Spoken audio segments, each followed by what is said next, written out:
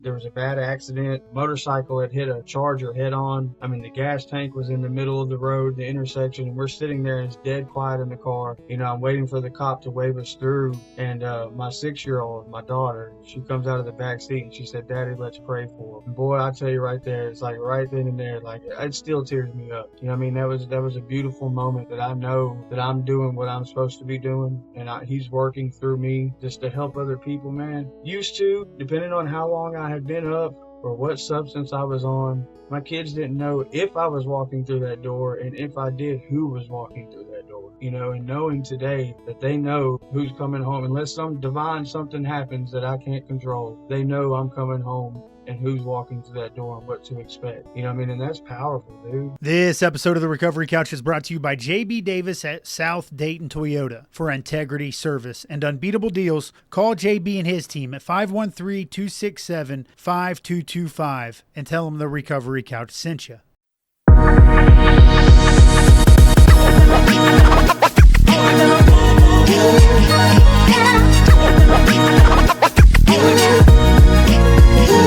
What's up, Sobriety Gangsters? Welcome back to another episode of The Recovery Couch. I'm your host, Brandon Couch, and today we have an awesome episode in store for you. Today we welcome Kenneth O'Neal, a behavioral health technician in Shreveport, Louisiana. Kenneth has transformed his life, and he is here to tell you about it. Kenneth, how you doing today, brother? Pretty good, man. How you doing? I'm glad to be here. Gosh, yeah, man, I'm doing so good. Thanks for asking.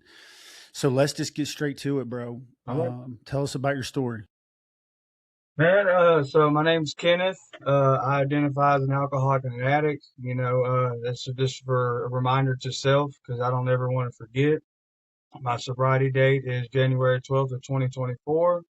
I remember that date. I don't ever want to forget it. I was walking into treatment hopefully for the last time, full of fear, anxiety, shame, guilt, all the things that kept me sick for a long time.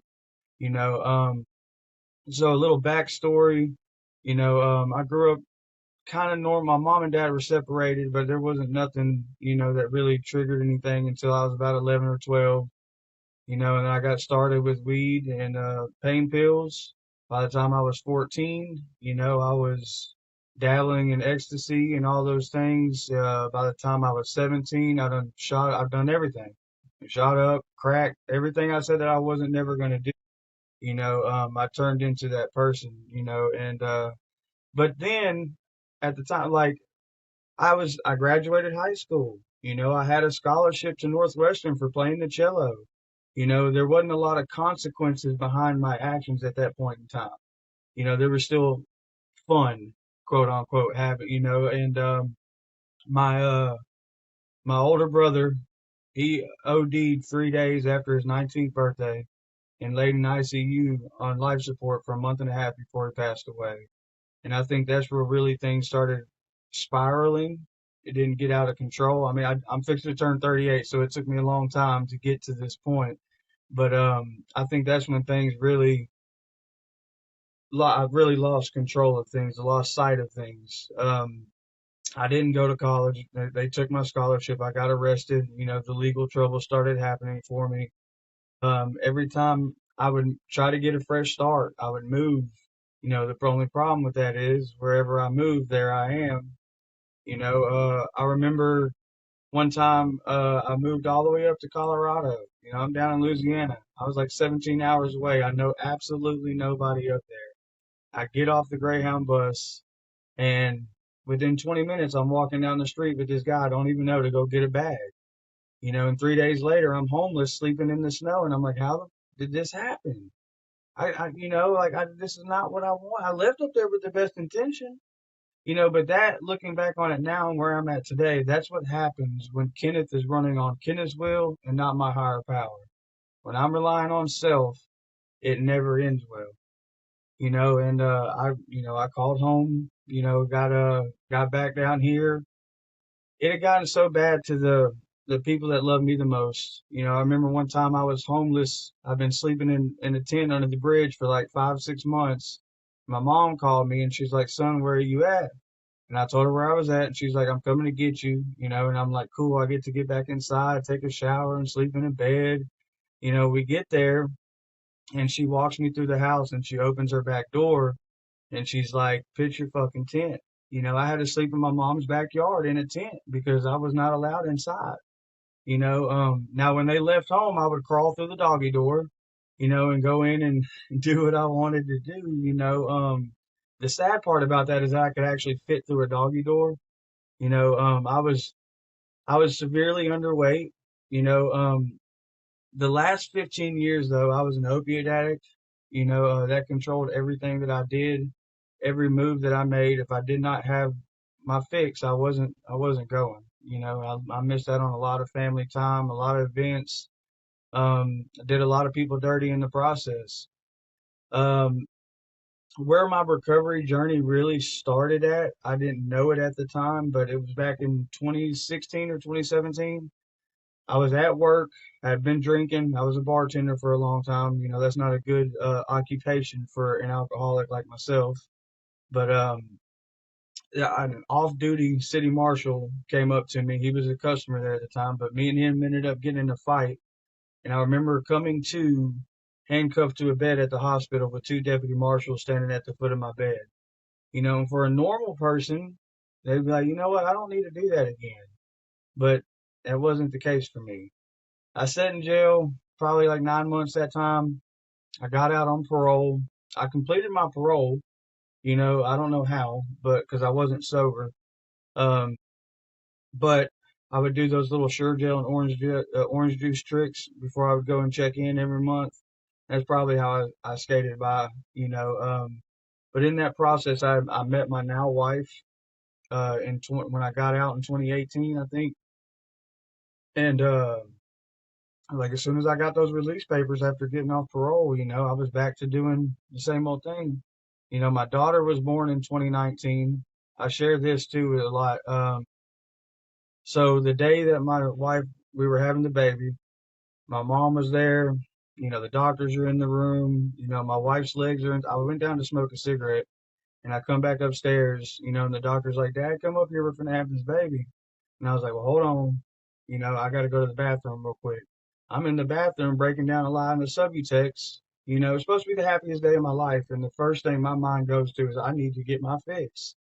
You know, and that's how powerful it was for me. You know, I would say every day for the last 15 years, but there was days in between, you know, you can't find it or whatever going on. And the how powerful it was for me. As soon as somebody told me that they had them, I automatically felt better. I haven't even done the drug yet, and I already got a sense of relief. You know, and that's powerful. That's powerlessness. You know, like in this disease, and it consumed me. Um, Let me ask you a 2022. question real quick, Yeah, go ahead. Kenneth. Go ahead. You said the Sure Gel orange juice trick. What is that? So there's like little tricks that you could do to help pee clear, I guess, when you would go in for probation or jobs. You know, I always knew like a niacin kind of thing. You take these things and it kind of helps you not necessarily pee clean. It's the diluted test, you know, or a cover up, if you will. It's kind of like one of those drinks that you could buy at a smoke shop, you know, or something like that. It just was a little trick that I knew from growing up and other people. You know, you could do that combination and you pee clear. You know, so it's really a diluted test, but like it just they wasn't able to test anything. So that's how I really got by when I was on parole that last time. But Yeah, yeah, I'd never heard of that one. So anyway, the Subutex was the first thing that came to your mind yeah, on the day that your daughter's being born. yeah, yes, sir. Yeah, I've I been mean, there. and that's just the control it had over me.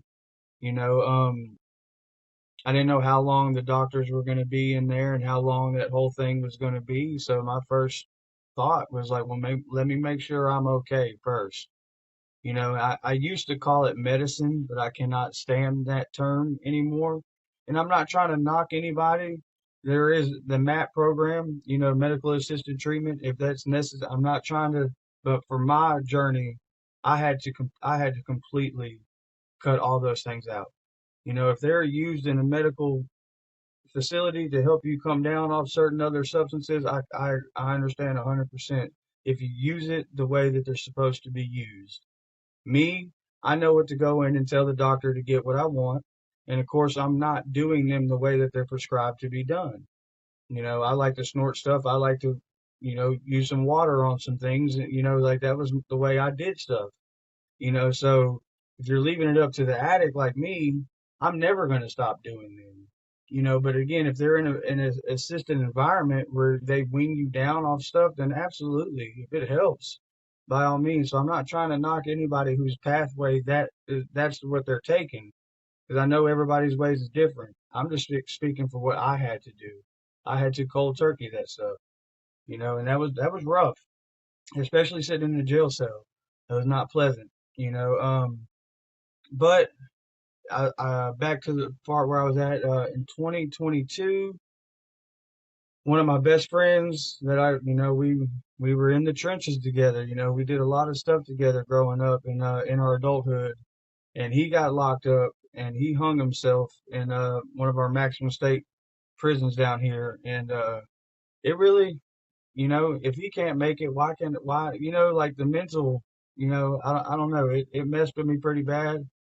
And I was at work like 3 days later, and I was walking into a gas station, and I kicked something on the ground, and when I look down, there's a bag of dope, and I pick it up and I go straight to the bathroom, and knowing what's out there these days, that shit could have killed me, and I went straight to the bathroom and broke down a line, and I was off to the races. Yeah, I wish I had the picture handy, but man, when I tell you I was down to 130 pounds, my face was discolored, the eyes, the circles under my eyes. Like, I mean, dude, I don't know. I look pretty bad looking back on it, and Were you not eating? no, I mean, minimum, Hardly. minimum. I mean, my wife would cook, but the part of the insanity, I would take a couple bites and say, well, okay, I'm gonna eat later, and I would put it in the microwave. When they would go to sleep, I would feed some of it to the dog, and then so when she seen the rest of it in the trash can, it looked like I actually ate some, So no, I wasn't really, there at the end, it was alcohol and the Subutex to start my day, and then I was, doing meth throughout the day, that all came crashing to a halt when I got arrested for possession, and I bonded out. I got my mom and my wife to come get me out of jail, and I remember court was coming up, and I remember I had been up for like 4 days, and I had to go to court. So I thought, I don't know, in my diseased mind, like I convinced my mom. We stopped at the liquor store on the way to court that morning, and I had about 4 shots before I walked into court, and I fell asleep in the courtroom. Of course, the judge was not happy about that, and she piss tested me, and I failed for like 5 things, you know. And that one that rung out to me is when she said fentanyl, and I was like, I've never done any fentanyl, and she's like, it's in the dope that they have out there now, and like talking to my wife since I've gotten sober, it had gotten so bad, like there were nights when she would come downstairs and I would be crashed on the couch. And she said she would have to sit beside me because my breathing was so shallow, because you're mixing fentanyl with the Subutex, unknowingly that's what I was doing. But like I mean, I could have died at any point, and So you're saying that the meth you were using was cut with fentanyl? absolutely, 100%. I failed 2 drug tests behind that in court, and again, and to my shock and awe, I was like, I've never done that. Well, let me rephrase. Back in the day, I had done some fentanyl patches, but that was 10 so years prior to this happening, and it's like I haven't done any of that, and that's when I was made aware that it's in the drugs that you're using, and on top of what I was knowingly ingesting, that could be a deadly combination, and I had no idea. See, in my diseased mind, I'm thinking that I just been going too hard for 3 or 4 days and my body's shutting down because I'm tired and I need to rest. And the reality of it is the fentanyl that was in it, was I mean, I'd be standing up and falling over, like opiates do, and I just wasn't aware. And not to say realistically, that probably wouldn't have stopped me, because I don't know how to stop. Even if I would have known that, I probably, I mean, I did know it after the first one, and I kept doing it. You know, and that was, and again, I got a wife and two kids at home. You know, And so it sounds like, Kenneth, correct me if I'm wrong, she was aware. You were trying to hide some of it at least by dumping some of the food into the trash can, but sounds like she kind of knew. yeah, she's not one of us. Not to say that she's never drank or stuff like that growing up. But she does not. Um, she does not lack the control of to say, hey, I'm not going to do that. And then, I mean, she can, yeah, she's definitely not one of us. And she definitely knew, you know. I remember the day that she found out about the meth use. I was standing outside on the phone, and I had the pipe in my pocket, and I remember she come up and asked me for a cigarette, and I just kind of notioned towards my pocket, and she patted the wrong pocket, and there was the dope pipe, and I just remember the way she looked at me. And of course I blamed it on a friend, like I was just holding it for so and so, and again she knew, but probably part of her was like she didn't want to believe it, so she probably just kind of dismissed it at first, but then it just kept on going and going, and just especially after I got arrested for possession of Schedule 2, there's no getting around it, and I remember laying in that jail cell for 2 or 3 hours crying because I was scared to call her. You know, the gig is up. I'm found. I got to tell her. She's gonna find out. You know, Let me ask some questions there. So, when you get arrested for Schedule 2, uh, what were you supposed to be doing that day, and to make you scared to call her and tell her the truth of like, hey, I got arrested? And then, what are the Louisiana laws like when it comes to? okay. So what I was supposed to be doing that day, I had we had came back from staying the night at my mom's, right, and we were coming back across town, and of course I had been ready to get back over here on our side of the town so I could go across the street and get what I wanted. I remember I had lied to my mom and told her I didn't have any money. So she ended up buying my infant daughter diapers that day, and I had money in my pocket. It was just for reserved for meth. It wasn't to buy diapers. That's just the reality of what it was for me. Because I remember when I called, eventually did call, my mom was like, "I thought you didn't have any money." Now, and at the time, I even lied to her then and told her, "Well, he just fronted it to me." Like I got it on front because I was ashamed. I couldn't admit that out loud. And so the laws here, no matter first offense or not, it's automatic felony. You know, but you got to wait until you go in front of a judge for them to post a bail, which was like 3 or 4 days. And then of course I'm coming off the Subutex, I'm detoxing off that. Probably the alcohol and the meth too, but the Subutex really outweighs all the others. And that I used that to get them to come and get me. This was like October something, and my daughter's birthday is at the end of the month. At the end of October, so I used like, well, I need to be home for her birthday. I played that manipulation card. Like I was doing them any good being home anyways, but I made them feel sorry for me. And they came and got me. And then uh, well, no, yes, they You're brought talking about me. your family. Yes, You manipulated your family. yes, You're saying to come and bail you out. yes. My wife and my mom. I manipulated them to come get me because my And daughter then was what did you basically tell the screaming. judge when you saw the judge finally? So that was the initial arrest, right? And then, like what I was just talking about, when I went back to court, when I fell asleep in the courtroom, that was from that charge. So they had bonded me out when I went back to court. So that's when the judge held me on contempt of court and sent me to jail. And that's when they offered me treatment for the first time. And that was in December of 2022.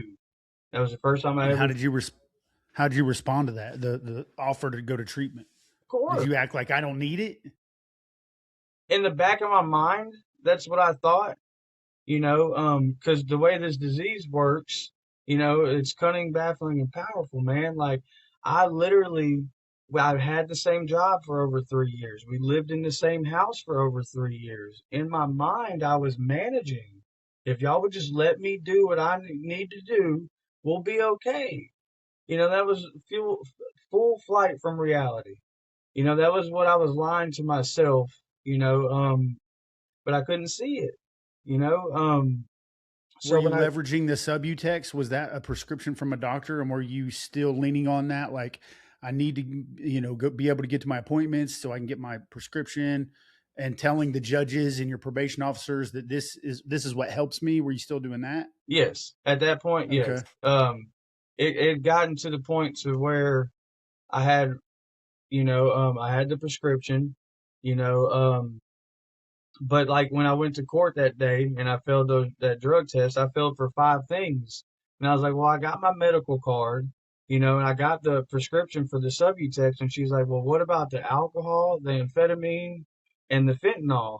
I never done no fentanyl, and that's when we found out about that. But like in my mind, it was justified, it was rationalized because I have a prescription for it. And like I said in the beginning, I wasn't doing it the way they were prescribed. So I'm abusing the medicine. I hate that term. I was abusing the drug. I was not using it for medicinal purposes, at all. So when they got me out and I fell asleep in the courtroom, she held me on contempt, and you can't bond out when there is no bond when the judge holds you like that. And so I sat for like 3 or 4 days, and they offered me treatment. And of course, me in my mind, I'm like, well, anything's better than sitting in CCC. Like I'm ready to go, and I'm detoxing. So it was like, but in the back of my mind, I knew, or I thought, I didn't need it, but anything to get out of that jail cell, I was like, I'll do it. You know, I remember going. They came and picked me up, and I remember going and sitting in there, and I'm in rough shape. I'm on like day 4 or 5 with no Subutex, and I remember sitting there, and one of the clients that were already there, he's like, "Man, you don't look so good." And I'm like, "Yeah, they just came and got me out of jail. I'm detoxing." He asked me what I'm detoxing off of. I told him. He's like, "Oh, don't even sweat it, bro. You can get those here." And I was like, "Oh, and there goes my addict brain. I know what to tell this doctor. I know what to say. I know what to do to get what I want. And of course, I've seen the doctor. And they prescribed me the little strips, and I'm back to being okay. But the flip side of that, the entire it was a 28-day program. The entire time I'm there, I'm lying and telling my wife that I'm sober. Things are different this time. Like I waited till like I probably had like 3 days left before I told her. They're sending me home with a prescription. Like so I was even lying the whole time I was in there and acting like everything was okay. I think that's one of the biggest and hardest hurdles for me was getting over the fact of like being able to speak out and saying I'm not okay. I need help. That's hard for any individual, much less as a man. I'm not trying to admit defeat. This is not how I was raised. So when I got out, they I had to do IOP as well. The intensive outpatient treatment or whatever. And I showed up drunk to IOP, and they kicked me out. And of course, uh, I was scared to let the judge find out about that, but I had a court date coming up. So I thought in my grand scheme of things that some idea I had that I need to go to a meeting, like 3 days before. I thought it'd make me look good in front of the judge or something. But my first meeting I went to, I was drunk, because you could not convince me on a sober day that I need to go to a meeting. And I didn't understand what it was about, and they told me something very strange when I walked in there that day. They told me to keep coming back. Never hurt people usually don't want me around. Here I am intoxicated, and I'm sure they knew, and he told me to come back. It didn't stick. I wasn't ready, but I had gotten that taste and I knew where to go, and of course I go back to court, and the judge had found out that I had been, kicked out for showing up drunk, and she held me on contempt of court again, and then I remember that pitiful, incomprehensible demoralization they talk about. That I experienced that for the first time in my life because when they arrested me this time, they took my shoelaces from me. And I just remember sitting in that holding cell under the under the courthouse, like, my fucking shoelaces, bro. Like, but you could see it that I was a threat to myself. Yeah. Like I was a threat to people, myself included. And I'll never forget that feeling of sitting down there and them taking my shoelaces, and it was like, dude, what are you doing? Like, I don't even have an answer. Like, I have every reason at home not to be doing the things that I'm doing. Even when I don't want to do these things, I continue to do these things. Like, I need help, and I sat in jail that time for like 2 weeks on that contempt of court, and they offered me something called Caddo Parish Drug Court. And again, all I heard was, you can go home today, and coincidentally, that was on my birthday in 2023. I took it on my birthday, and I probably think that was one of the best birthday presents I ever gave myself. I get into drug court, and who goes to drug court sober? So in my mind, I'm gonna do all the things again before I go in there, and it just kept that cycle going. I failed a couple drug tests while I was in there, and they sent me to a treatment center again. And man, I just remember after failing that last test that my counselor at the time at drug court, I remember her pulling me in her office, and she's like, Kenneth, what's going on? And I told her, I was like, I don't know. And she's like, well, if you don't, who does? This episode of the Recovery Couch is brought to you by Greg Swartz at Remax Victory and Affiliates. Greg brings heart, hustle, and honesty to every deal. Call Greg at 937-477-8975 today and tell him the Recovery Couch sent you. And I just, I think that point was like a pivotal point for me, and where I was like, like, so I'm going back to treatment again, in a That's a sense. great question. That counselor asked a great question. Yes. That probably had you stuck, didn't it? Oh, I didn't have an answer. Here I am, If you 35 don't, then years who old. does? Right. And here I am, 35 years old at the time. You know, I'm looking to back up the 3-year suspended sentence on my probation. You know, like, what are you doing? What?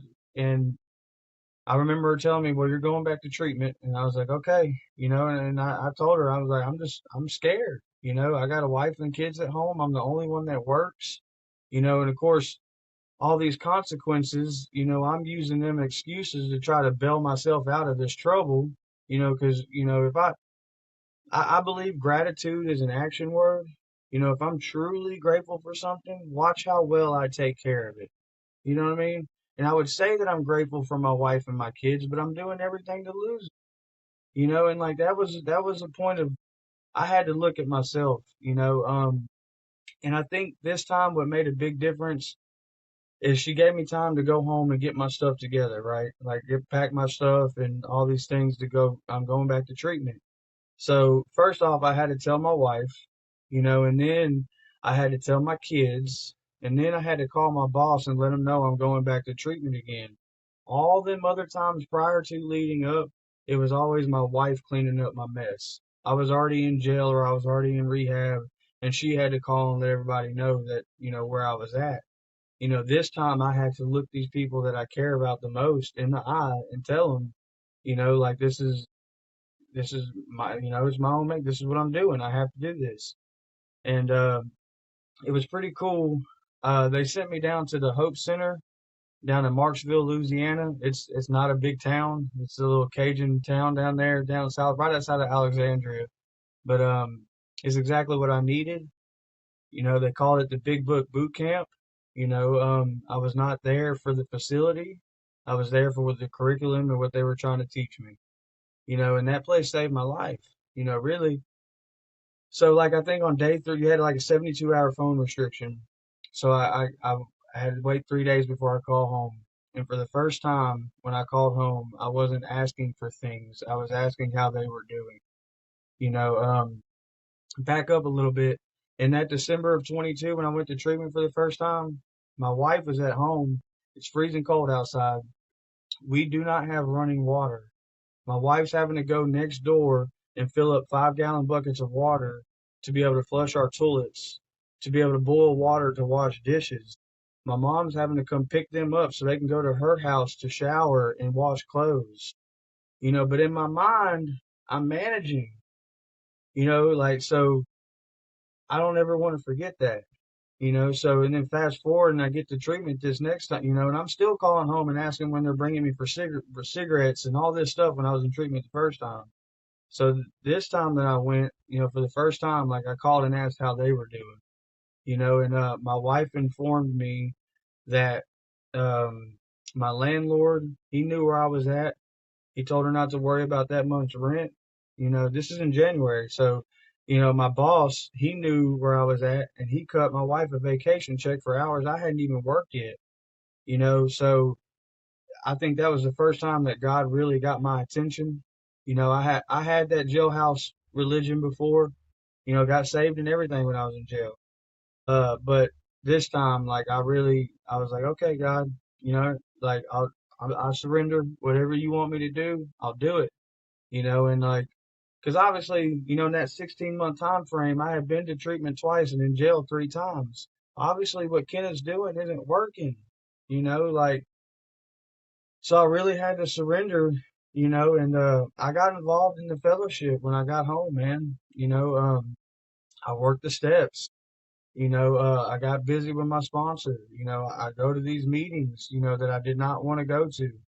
You know, man, since being sober, I mean, dude, I've been able to take my family on a family vacation that I paid for. You know, I was able to buy 4 all new matching tires at the same time for my vehicle. Not those new used tires. I got 4 new tires at the same time. That was a big deal. You know, I was able to buy my wife a matching washer and dryer that has warranties and stuff on them. Like that's some adult stuff, that's not something that I do. That's something a higher power has allowed me to be able to do. One of the greatest gifts though that I have today, it's not material things. It's that my kids know who God is, right? So we were going to visit my wife's family for Christmas this past year, and there was a bad accident. A motorcycle had hit a Charger head on. I mean, the gas tank was in the middle of the road, the intersection, and we're sitting there and it's dead quiet in the car. I'm waiting for the cop to wave us through. And my 6-year-old, my daughter, she comes out of the back seat and she said, "Daddy, let's pray for her." And boy, I tell you right there, it's like right then and there, like it still tears me up. What I mean? That was a beautiful moment that I know that I'm doing what I'm supposed to be doing, and he's working through me, and like just to help other people, man. But like used to, depending on how long I had been up or what substance I was on, my kids didn't know if I was walking through that door, and if I did, who was walking through that door. And knowing today that they know who's coming home. Unless some divine something happens that I can't control, they know I'm coming home and who's walking through that door and what to expect. What I mean? And that's powerful, dude. What I mean? That's something that I was taking for granted for so long. And to have that in my life today, it's a blessing that I don't ever want to take for granted. And it's through the 12-step program and working the steps and being of service to others. And now I work at a treatment center. Like that's I'm usually on the other side of it, sitting in those chairs, and to be put in that position to be able to help people like me, just like the techs where I was at, like just like the counselors where I was at, like those people showed me a way out. I knew there was a problem. I didn't know what the solution was, and it's a spiritual fix. And that was the one thing that I didn't want it to be, you know. But it turns out, it's given me a life that I could never even imagined, and I try to keep him first in everything I do. I wake up every morning, I say my prayers, I do a gratitude list every morning, and I know it sounds cheesy, what I mean, but for anybody that is struggling with mental health, depression, anxiety, or I just have a negative mindset. I like to focus on what's not going my way and what I don't have, and shift in gratitude. that has shifted that perspective. Like, one of the big ones that jumps out to me, is my daughter was, waking me up early on Saturday mornings, like early, like 6 o'clock, and it's my day off. Like I wanted to sleep in, and it was irritating me. Well, after about the second week of her doing that, I shifted it and I was like, you know what? I'm grateful my daughter can even wake me up today. Because there was times that I've been up for so many days, like, and I'm crashing. You're not waking me up, or I'm so drunk and passed out. If you do wake me up, watch out because I'm finna let you know how angry I am. I'm fixing to be throwing a temper tantrum. I mean, and so gratitude has really shifted that perspective on how I view things, even when life shows up, right? Because it happens, and just being able to walk through it with gratitude, really keeps you grounded, keeps you with a positive mindset. You know, another big thing too, I was teaching my son by how I was treating his mom, what what was acceptable for how he was going to treat his spouse when he grows up. And then on the flip side of that, I was teaching my daughter what love looked like by the way I'm treating her mother. And she's going to look for that in somebody when she gets older. And that don't sit right with me. I couldn't see these things, man. And then having a relationship with my higher power, man, like I struggled with that for a long time. Part of my insanity is like at times I didn't believe he was real. And then other times I try to convince other people that he wasn't real, and then I believed in him just enough to say, like, when something bad happened in my life, I'd be like, why, God? And then when anything good happened in my life, I was like, look what I did. So I believe in him just enough to place the blame, but not enough to give him the glory. What I mean? And that's just part of my story. You know, um, Man, I pray I never go back to that person. And as long as I do the things that I did yesterday, today, I got a pretty good chance of staying sober. Because as soon as I put that substance back in my body, dude, all those things that I've gained, everything that I care about, everything I love, is gone.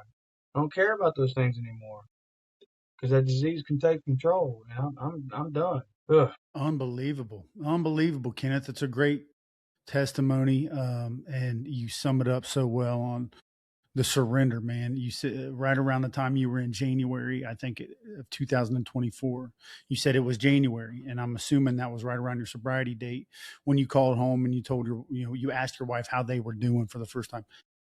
The key word that I took out of that part of the story was surrender. And that seems like when you finally surrendered, everything started changing for the better. You started accepting the fact that there is a higher power, and that higher power is in control. And that the more that we can relinquish control, the more that Kenneth let go of Kenneth's will and relinquish control to God, the better off life became.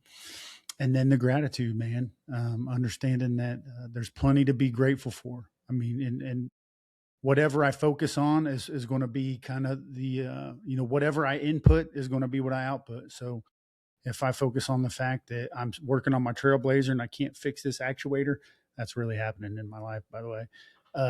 Then I'm like, man, nothing's going my way. But if I focus on the fact that, this podcast is doing good and I'm making great relationships with you and Jason and people in Louisiana that's going to flourish, I can shift my focus to that and be grateful for that. And that's going to determine the output, what people see me produce. And I love how you summed it all up with that. Let me ask you one last question here, Kenneth.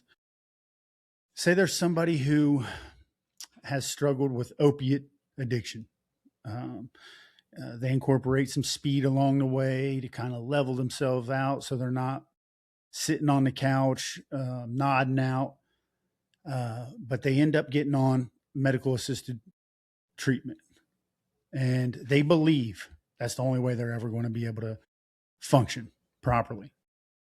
Right? How do you encourage that person that there is a better life in complete sobriety? Right. And Right. without discouraging them that they can never see a doctor for medicine again. Because I like how you summed it up in your testimony. I think there is a difference between medicine and drugs. I think medicine becomes drugs when you start to use it outside of what you need it for. So if day 2 you're on pain medicine and the pain goes away and you're still taking the medicine, it turns into a drug. How do you encourage this person who's on medical assisted treatment that there is a better way without discouraging them that they can never take an Advil ever again, Right. or you relapsed? Right. So, and I know everybody's different. I don't know everybody's story, and I understand, trust me, I was on it for over 15 years, but the true freedom behind, it's going to be uncomfortable and it's going to be tough. A lot of it for me was fear, you know, um, of letting go, you know, but like when you realize how much control that it is taking in your life, and having to rely on something, to what end? Is that something that you want to do for the rest of your life? And when I asked myself that question, it became a lot easier to accept, you know, um, letting go of that and, what I need to do, you know, um, if somebody is okay with doing that for the rest of their life, then there ain't much that I can say, but if you're looking at it and it's something that has control over you, it's something that you might want to consider of letting go of. And, especially with the medical assistant treatment, dude, like they're gonna wean you down where those detox and the withdrawals are not. It's gonna, you're just gonna have some side effects, but it's not like cold turkey sitting in a jail cell, like that sucks. Um, so use it to your advantage. Don't use it as a crutch. Use it to your advantage, and just know that there are other people out there, that if I can do it, from the person that was snorting lines in the bathroom when my wife was in labor to, I mean, all the things, if I can do it, they can too. But you got to want it for yourself. You have to ask yourself the question, is this something that I want to do for the rest of my life? And if the answer is no, then what better time is the present? Start that journey. Reach out. There are so many different avenues and things and people to help you today that you're not alone. You don't have to do it by yourself, and get some help. If you really want to, there are ways to do it, and I just hope that that's some encouraging words, like, because a lot of it was fear for me, because I knew what the withdrawals were going to look like. I didn't want to do that. I was so fearful that I felt like I couldn't face that until I was forced to. Don't let it, and then especially if you're buying them off the street, the pill presses and everything that's going around these days, and I mean, the store bought Kratom and 7-0, all this thing is taken by storm, and it's like, so it's readily available. I mean, so, and I'm not saying like readily available like in a good positive way. I'm saying like there's things you can go buy at a gas station, at least down south you can, and they're not any better than the store, the street, so don't replace one thing with another, and there is help. There are people to help you with that assistant, if that's something you really want to do, there's ways to go about it in a healthy way that, like it, and it's true freedom, man. That I don't have to wake up in the morning and wonder if I have that pill downstairs, and if I don't, the things that I was willing to do to go get it, I don't have to live like that today. And that, man, Yep. that's nothing but God's grace and mercy. And, surrendering is something I have to do every day. It's not a one and done kind of thing. I got to do that every day. Amen, brother. I love that. Yeah, use it to your advantage. Don't use it as a crutch. Right, These things can be helpful, and the doctors do a good a job of titrating you off, or lowering your dose enough to where you can have minimal side effects. right. So yeah, that was a fantastic answer. Use it to your advantage. Don't use it as a crutch. Kenneth, I want to thank you, bro. Stick around with me for just a minute. We're going to have a little chat after this is over. I'm so thankful for you coming on and sharing your testimony. Thank you very much, man. Thank you, brother. God bless. Yep. And everybody, yep. God bless you too, man. And for everyone else, go get a copy of Step 4, A Journey Through Addiction. It's a roadmap, my roadmap for how I found God and surrendered. And I think you'll enjoy the read. And until then, remember that you always have a seat right here on the recovery couch.